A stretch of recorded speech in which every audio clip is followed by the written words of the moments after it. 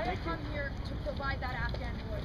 We often talk about the war in Afghanistan, but we rarely hear the Afghan voice. We rarely hear what Afghans have to say. Too many Afghans have died at the hands of this occupation. Too many Afghans have died at the hands of Americans, of Canadians, of Britons, and of all the other NATO countries. And we never hear from them. We never hear those stories. Now, Afghans for Peace, we are an Afghan-led movement that works in the United States, in Canada, and across the world, and with members within Afghanistan to try to bring those stories to the rest of the world. Now, I spent last night calling and Skyping into Afghanistan to actually bring those voices. We asked them what it was that they would like to say to the American people, what it was that they would like to say to the people of Chicago and to the people of the world. And the Afghan people have one message. They want peace. They want a sustainable future. They want development. They want education. They want health care. They want the ability to lead a free and safe life with no war and no occupation. The Afghan people want NATO out of their country. Too many Afghans have died as a result of this conflict. Tens and thousands of Afghans have died. Now, as an Afghan Canadian, I bear both sides of the burden. As an Afghan, I have family suffering within the country. And as a Canadian, it is our taxpayer dollars that are paying to kill my family back home. And I can't stand for that. And that is why I am here to provide that angle and to provide that voice that is extremely necessary when we are looking at this, and to call for an end to this brutal occupation by the hands of NATO, by the hands of the United States, and by the hands of all of its allies. And we need to call on Obama, we need to call on Stephen Harper, and we need to say that enough is enough. Too many people have died, and we need to end that.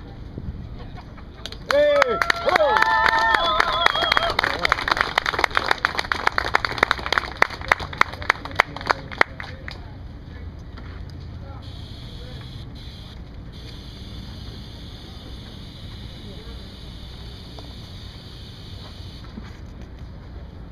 Next we will hear from Maggie Martin. Maggie joined in 2001 to 2006. She did 2 tours in Iraq. She's now an organizer with Iraq Veterans Against the War, taking the lessons that she learned in the military and turning them back.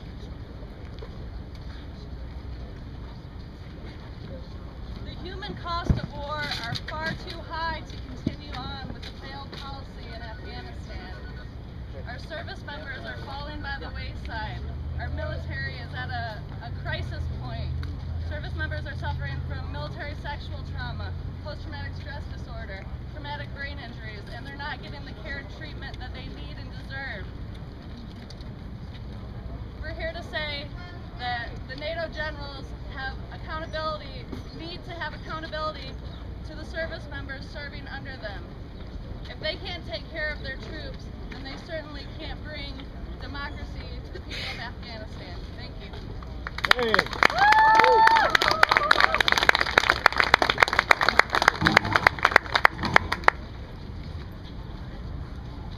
Next we will hear from Scott Kimball. Scott also joined the Army after 9/11. He served a tour in Iraq. Scott, front and center.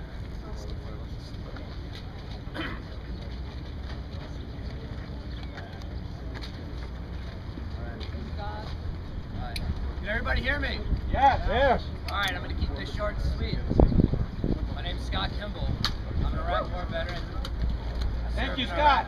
2005 to 2006, the 101st Airborne Division. I enlisted in the Army about a year after 9/11.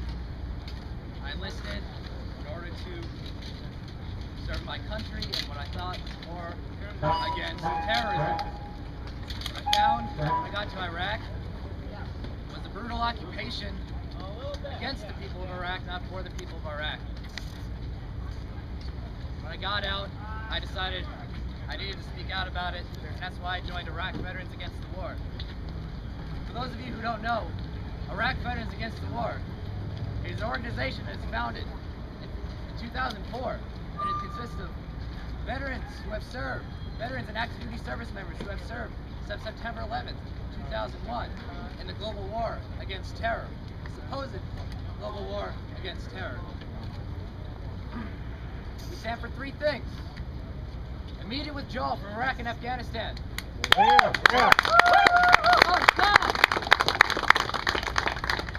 full benefits for returning service members, including mental health care, Yeah. and reparations for the people of Iraq and Afghanistan. Yes. Now NATO.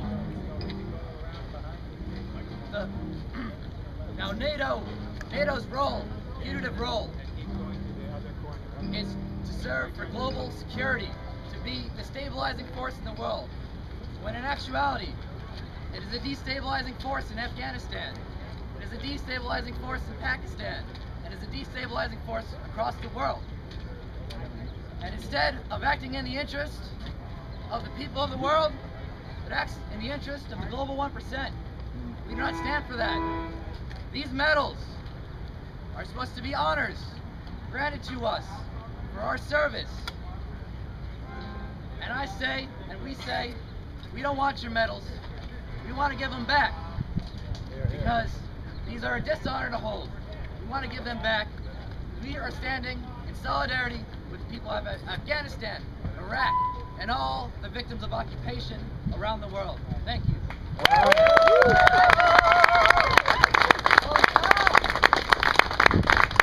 Our final speaker today is a 3-time Afghanistan tour participant. Got to know the country quite well.